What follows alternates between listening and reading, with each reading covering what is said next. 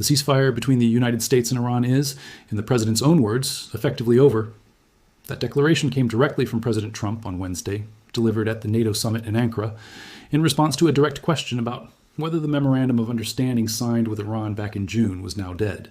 His answer left no room for ambiguity, and it came hours after American forces had already launched the largest single wave of retaliatory strikes against Iran since this specific ceasefire framework was first signed, hitting more than 80 targets across southern Iran in a single night. Every detail in what follows is drawn from confirmed CENTCOM statements, verified video footage, geolocated by international news organizations, and on-the-record comments from officials on both sides.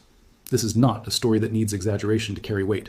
The scale of what actually happened over the past 48 hours speaks for itself, and it deserves to be walked through in full, methodical detail, rather than reduced to a single dramatic headline.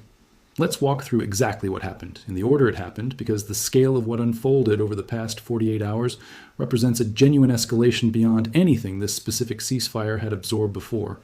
And understanding that full sequence, rather than any single isolated headline, is the only way to properly grasp how serious this moment actually is. Start with the trigger. On Monday and into Tuesday, 3 separate commercial vessels were struck while transiting the Strait of Hormuz. The Marshall Islands flagged liquefied natural gas tanker Rekayyat took a hit on its port side while traveling a southern route near Oman's coast, a route Iranian authorities have repeatedly warned vessels against using. A fire broke out near its engine room and the crew radioed a mayday call, though all personnel aboard were ultimately reported safe. A Saudi-flagged supertanker, the Wedyan, owned by the shipping company Bahrain, was separately struck near Oman's coast. And a third vessel, the Liberian-flagged Cyprus Prosperity, was hit by a drone and continued sailing with only minor damage. 3 attacked vessels within roughly 24 hours prompted the coalition-backed Joint Maritime Information Center to raise its threat assessment for the entire strait to what it classified as severe. Consider what a fire specifically near the engine room of a liquefied natural gas carrier actually means in practical terms, because it's not comparable to a fire breaking out on a conventional crude oil tanker, and the distinction matters for understanding why this incident registered as seriously as it did among maritime officials. LNG carriers transport their cargo in a highly pressurized, supercooled liquid state, and any uncontrolled fire near critical mechanical systems on a vessel carrying that kind of cargo carries a meaningfully higher risk of a catastrophic secondary event than a fire aboard a standard oil tanker would. That risk profile is exactly why the Mayday call from the Rekayyat's crew carried the weight it did among maritime security officials monitoring the incident. And it's part of why this specific attack, even though all personnel aboard were ultimately confirmed safe, registered as a more serious escalation than a typical drone strike on a conventional tanker might have. Iran, true to a pattern that has defined nearly every one of these incidents throughout this war, neither confirmed nor denied responsibility. Iranian state television suggested the LNG tanker had ignored warnings to stay off the southern route, the same route Washington has favored and Tehran has rejected throughout this dispute. Iran's foreign ministry called the accusations against it questionable. American officials, citing preliminary intelligence, told reporters the evidence pointed toward Iranian forces, and CENTCOM's own public statements placed blame on Tehran directly and without hedging. The American response arrived within hours, and it arrived at a scale considerably larger than any previous round of this exact retaliatory cycle. United States Central Command announced that its forces had struck more than 80 separate targets across southern Iran using precision munitions, describing the operation as an immediate response to Iran's latest attacks on commercial shipping. The target list included Iranian air defense systems, command and control networks, coastal radar sites, anti-ship missile capabilities, and more than 60 Islamic Revolutionary Guard Corps fast attack boats operating in and around the strait. CENTCOM's statement was explicit about the objective: degrading Iran's ability to continue threatening international commerce flowing through one of the most important trade corridors on the planet. The statement closed with a line worth sitting with, because of exactly what it implies about capabilities Washington chose not to fully disclose. American forces remained postured, prepared, and equipped with what the statement described as additional capabilities that could not be listed publicly. To put the scale of this specific round of strikes in context, American officials characterized it as roughly 8 times larger than the retaliatory strikes carried out on June 27th, following an earlier round of Iranian attacks on commercial shipping. That comparison matters enormously. This wasn't simply another iteration of the same tit-for-tat exchange that has repeated itself multiple times since the ceasefire memorandum was signed. It represented a substantial, deliberate escalation in the scale of the American response.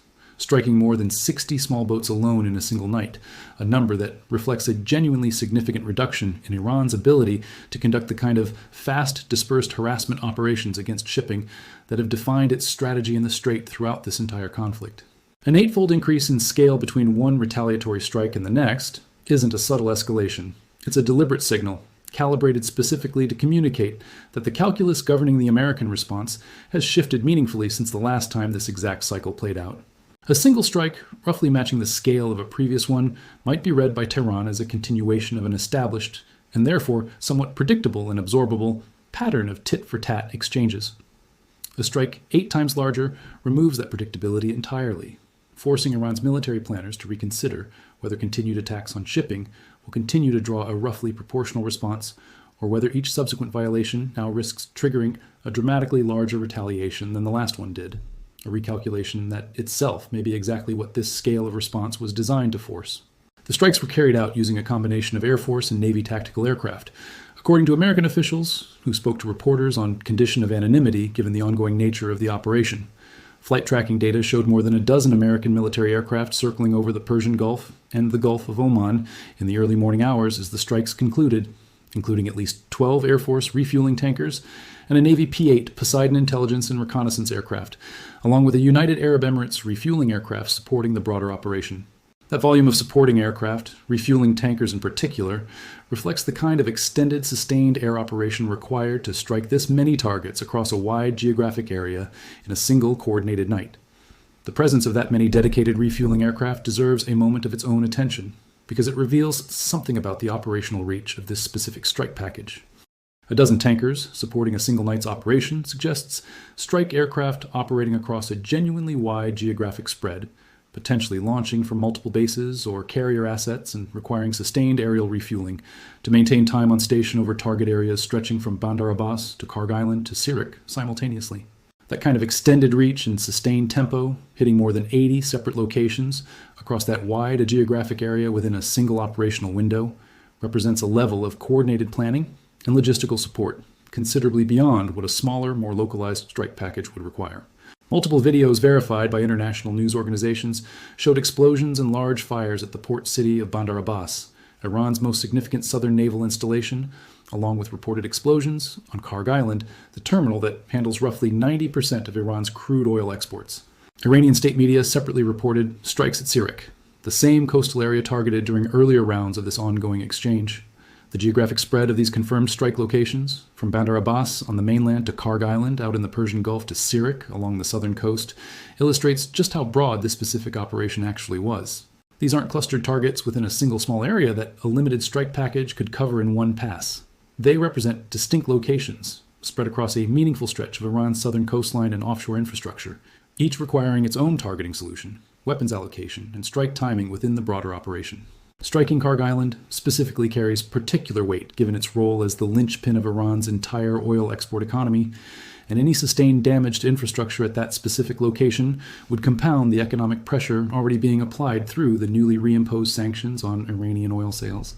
Simultaneously with the military strikes, the Treasury Department's Office of Foreign Assets Control revoked the license that had authorized Iran to sell oil and petrochemical products on international markets, a waiver that had been granted as part of the original ceasefire memorandum and was scheduled to remain in effect through late August. According to reporting from multiple outlets, the reimposed sanctions take full effect on July 17th. An administration official described the memorandum currently in effect as entirely performance-based, meaning any benefits Iran received depended entirely on its own compliance with the ceasefire's terms it had just violated by striking 3 commercial tankers. Pairing a military response with an immediate economic penalty, rather than relying on airstrikes alone, reflects a deliberate strategy of applying pressure across multiple channels simultaneously. A purely military response, however large in scale, eventually gets absorbed and rebuilt from, as Iran has already demonstrated its capacity to do following previous rounds of strikes throughout this war. Revoking the oil sales waiver, by contrast, strikes directly at the revenue stream Iran's government depends on to fund every other aspect of its military and economic recovery, compounding the effect of the physical damage inflicted overnight with a financial consequence that continues accumulating for as long as the sanctions remain in place. That combination, physical degradation paired with sustained financial pressure, represents a more comprehensive form of leverage than either approach would provide on its own. Markets responded almost immediately.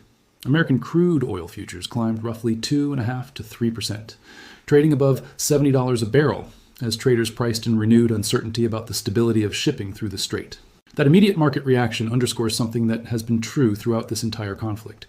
Every single flare-up in this specific waterway carries consequences that extend far beyond the region itself, rippling through global energy markets within hours of any individual incident. Now, the president's own comments, because they represent as direct and unambiguous a statement as this administration has made about the state of this conflict at any point since it began. Asked point blank whether the ceasefire was over, whether the memorandum was dead, the president responded that as far as he was concerned, it was over. He then went further, describing Iran's leadership in blunt, unfiltered terms, calling them scum, describing them as sick, violent, and vicious people, and stating plainly that if they had a nuclear weapon, they would use it. He extended that criticism into a description of Iran's negotiating conduct more broadly, describing a pattern in which agreements reached privately would later be publicly denied by Iranian officials the moment they left the room, comparing that behavior explicitly to organized crime, saying there was something fundamentally wrong with people who operate that way. He drew a distinction, notably, between Iran's leadership and the American officials handling the negotiating relationship, naming Steve Witkoff and Jared Kushner specifically as people he considered good faith negotiators, while insisting that any further progress would require Iran's side to come back to the table, rather than the reverse. The specific language choice here deserves attention, because presidents don't typically reach for words like scum and sick people when describing a government they still intend to negotiate with in good faith the following week. That kind of unfiltered, personally contemptuous language, delivered publicly at an allied summit rather than through a formal diplomatic channel, represents a genuine escalation in tone that matches the escalation in military action happening simultaneously. Whether that rhetorical escalation reflects a permanent shift in how this administration intends to engage with Iran going forward, or simply reflects raw, in-the-moment frustration following a fresh round of attacks on commercial shipping, is itself one of the open questions this specific moment leaves hanging. The timing of these comments carries its own significance that deserves to be understood clearly. They came during the exact week of Iran's extended, multi-day state funeral for Ayatollah Ali Khamenei, the supreme leader killed in the opening strike of this war back in February, just one day before his coffin was scheduled to reach his hometown of Mashhad for final burial. Throughout that funeral, mourners have repeatedly carried placards reading calls for the American president's death, urging Iranian leadership to pursue revenge rather than continued negotiation. A president declaring the ceasefire effectively dead during the exact week Iran is staging this kind of nationally organized, revenge-themed mourning event adds an unmistakable layer of confrontation to an already combustible moment. Iran's response arrived quickly and matched the scale of the American escalation. Iran's top joint military command, the Qatam al-Anbiya Central Headquarters, condemned the American strikes as what it called a blatant act of aggression and promised what it described as a crushing response, while reiterating that the only route through the strait it considers safe is the one Iran itself designates rather than the alternative corridor favored by international shipping. Hours after the American strikes concluded, Iran's Revolutionary Guard announced it had launched a joint missile and drone operation targeting American positions in Bahrain and Kuwait, with Iranian state media claiming the operation struck as many as 85 separate American military sites, including the 5th Fleet headquarters in Bahrain and Ali al-Salam Air Base in Kuwait. American officials have not confirmed those figures, and CENTCOM's own public statements have consistently characterized Iranian claims of successful strikes against American positions with considerable skepticism, a pattern that has held throughout this entire conflict. Iran separately claimed to have shot down an American MQ-9 Reaper drone over Bushehr province during this exchange, a claim that, like the broader strike figures, has not been independently confirmed by American sources. That gap between Iran's claimed figures, 85 sites supposedly struck, and the complete absence of any American confirmation of significant damage or casualties, follows exactly the same pattern that has characterized nearly every previous Iranian counterstrike throughout this war. Iran's state media consistently reports large, dramatic figures for successful strikes against American positions, while American damage assessments, when eventually released, tend to confirm considerably more modest results, often limited to intercepted munitions or minor infrastructure damage with no personnel casualties.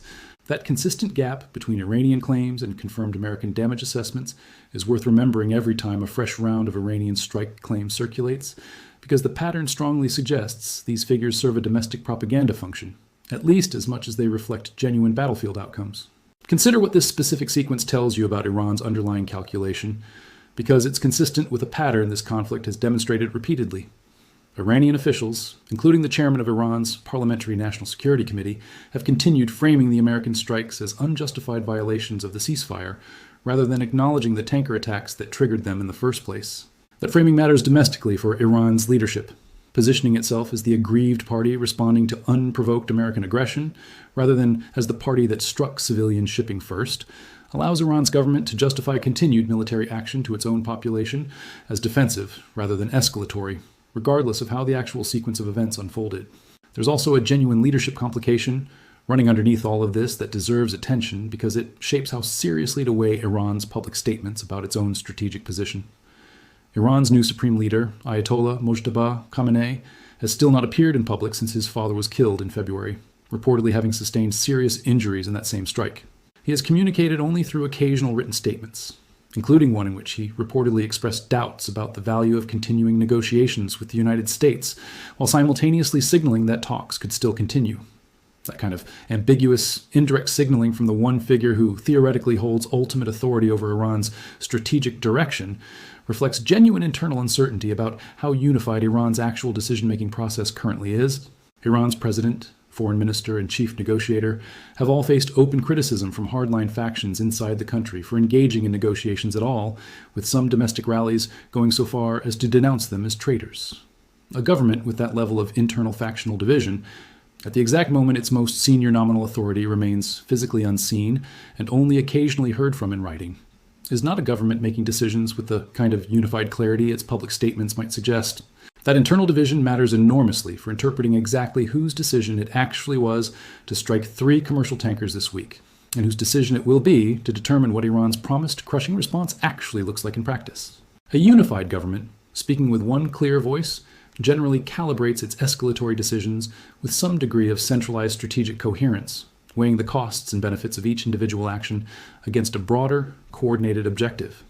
A government this visibly fractured, with a physically absent supreme leader communicating only through occasional ambiguous statements, a negotiating team facing domestic accusations of treason, and hardline military commanders who may have their own separate financial incentives tied to controlling the strait, is considerably more likely to produce exactly the kind of inconsistent, seemingly self-defeating escalation this conflict has repeatedly demonstrated. Attacking civilian shipping during a ceasefire negotiation, knowing full well the near-certain American retaliatory response, only makes strategic sense if the officials making that decision either don't fully answer to a unified chain of command, or calculate that the domestic political benefit of appearing defiant outweighs the very real military cost of the response they know is coming. An Iranian national security official gave voice to this broader posture in comments made to international media before this latest escalation, describing Iran as fighting what he called an existential war against the United States, stating that Iran considered it highly probable that American forces would attack again, and insisting that Iran would not accept a return to the pre-war status quo in the region, specifically demanding that American military forces leave the Persian Gulf entirely.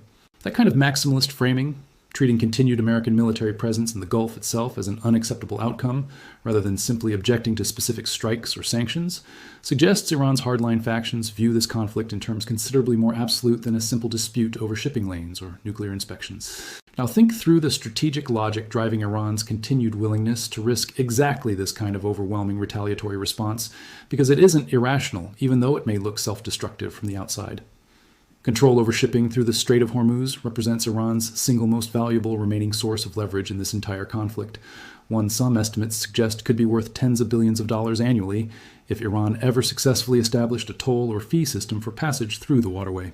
For IRGC commanders whose personal and institutional interests are directly tied to controlling that exact revenue stream, the calculation may genuinely be that absorbing significant military losses, including the 60-plus fast attack boats destroyed in this latest round of strikes, remains worth the risk if it preserves any long-term possibility of establishing that kind of control once broader negotiations eventually resume. That's a dangerous high-stakes bet, but it's a coherent one from the perspective of officials whose institutional survival and personal enrichment depend on maintaining leverage over this specific waterway. That specific financial incentive deserves to be understood as a genuinely distinct driver from Iran's broader national strategic interests, because the two don't necessarily align. A toll or fee system for passage through the strait would generate revenue flowing specifically to whatever institution or faction controls its implementation and collection, not necessarily to the Iranian state treasury as a whole, or to ordinary Iranian citizens currently living through severe economic hardship. That distinction matters for understanding why IRGC commanders specifically, rather than Iran's civilian government more broadly, appear to be the driving force behind continued provocations in the Strait, even at significant military cost. A faction with a direct personal financial stake in maintaining leverage over this exact waterway has considerably different incentives than a civilian negotiating team trying to secure sanctions relief and economic stability for the broader population. And the tension between those two sets of incentives is precisely what's making a unified, coherent Iranian negotiating position so difficult to achieve. Weigh that against the sheer scale of military capability now arrayed against that exact strategy. More than 80 targets struck in a single night. More than 60 fast attack boats eliminated. Air defense systems, coastal radar installations, and anti-ship missile sites all degraded simultaneously. And a specific, deliberate reference in CENTCOM's own public statement to additional capabilities that could not be publicly listed, language clearly intended to signal that this round of strikes represented a demonstration of restraint rather than the full extent of what remains available if Iran continues escalating. That combination, overwhelming demonstrated capability paired with an explicit signal that even more remains in reserve, is precisely the kind of message a military command issues when it wants an adversary to understand that further escalation carries costs considerably beyond what has already been inflicted. So where does this actually leave the underlying conflict, now that the ceasefire has been declared effectively over by the American president himself? The sanctions relief Iran had received as part of the original memorandum has been revoked, set to fully snap back within days. The military capability Iran had available to threaten shipping through the Strait has been significantly degraded in a single night, though clearly not eliminated, given Iran's continued ability to launch a retaliatory strike package against American positions in Bahrain and Kuwait within hours of the American operation concluding. Iran's own leadership remains genuinely divided, caught between hardline factions demanding continued confrontation and a negotiating team that has faced open domestic criticism for its willingness to engage with Washington at all. And all of this continues unfolding during the exact week Iran is staging a nationally organized funeral explicitly built around themes of grievance and promised revenge, timing that makes any near-term diplomatic breakthrough considerably harder to imagine than it might be under calmer circumstances. Consider what the phrase effectively over actually commits either side to, because it's worth being precise about the difference between a rhetorical declaration and a formal, legally binding withdrawal from an agreement. The president did not announce that the United States was formally terminating the Memorandum of Understanding through any official diplomatic channel. He responded to a direct question with what amounted to a personal, blunt assessment of the agreement's practical status, given Iran's demonstrated conduct. That distinction matters because it leaves some room, however narrow, for both sides to eventually characterize a future de-escalation as a resumption of the same underlying framework rather than the negotiation of an entirely new one from scratch.